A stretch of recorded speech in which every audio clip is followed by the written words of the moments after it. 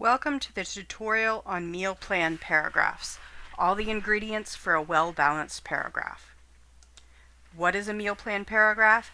MEAL is an acronym which stands for Main Idea, Evidence, Example, Explanation, Analysis, and Link.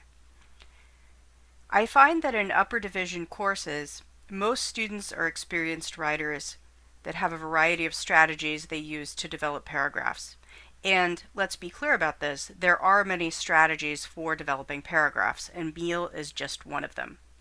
I'm introducing this to you because, one, this strategy for developing paragraphs works really well with the kinds of writing that we tend to do in upper division literature and writing courses. That is, we're writing about texts, and our writing focuses on evidence.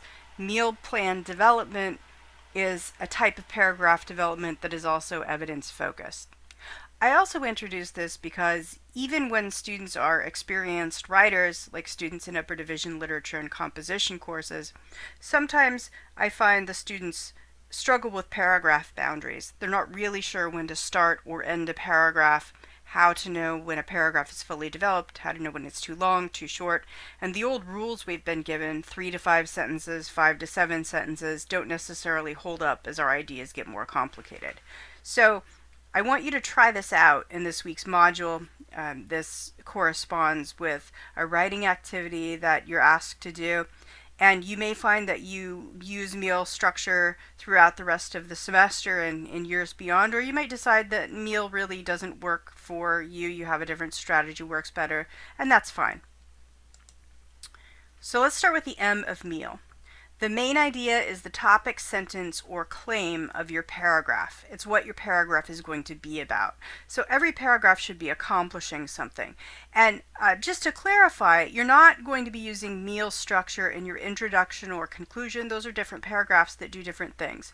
But in your body paragraphs, a lot of times you really are trying to advance a point related to your thesis, and it's going to be furthered by your explanation from the text. So you should always try to start paragraphs within your body with your point, claim, or main idea rather than a quotation from the text. Another way that I might put this on your paper is start and end the paragraph with your own voice rather than somebody else's.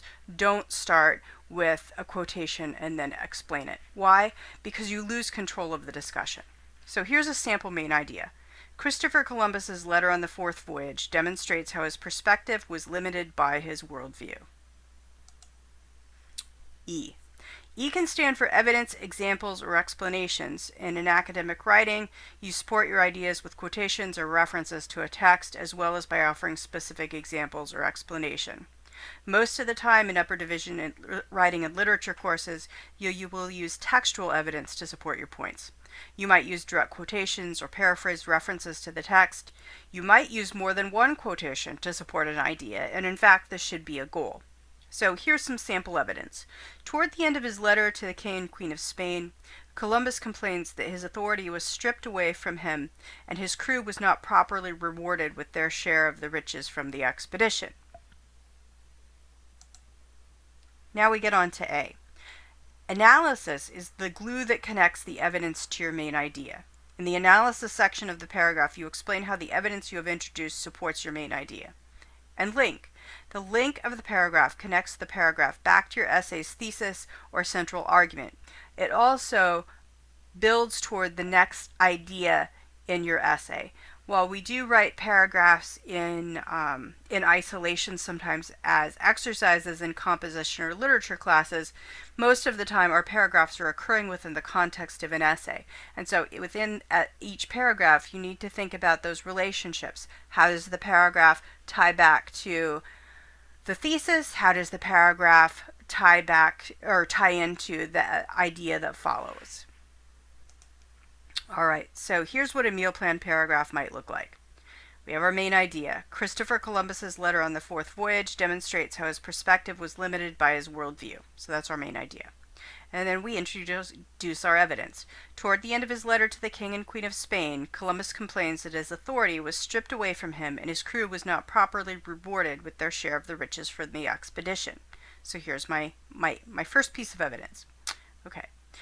And then I start getting into the analysis, and you'll notice that I weave references to the text within my analysis as well. Though he makes some mention of the plundering that inspired those who travel after him, he seems completely unaware that he participated in shaping this way of viewing the New World. In his Journal of the First Voyage, he repeatedly discusses the land and people for their potential use by the Spanish. That he himself is now valued only for his potential usefulness is a logical consequence of this way of viewing people. He is so limited by his presumption of the right to inhabit the lands of the Caribbean that he cannot understand how he is only reaping what he has sown. So we start with this evidence where we're looking at his complaint, and then in the rest of the paragraph we're analyzing how this evidence should be weighed to show that he is limited by his own worldview. And then in the very end of this, we get back to our main idea or back to our claim. We do the link. And that's it. That's what a meal plan paragraph is.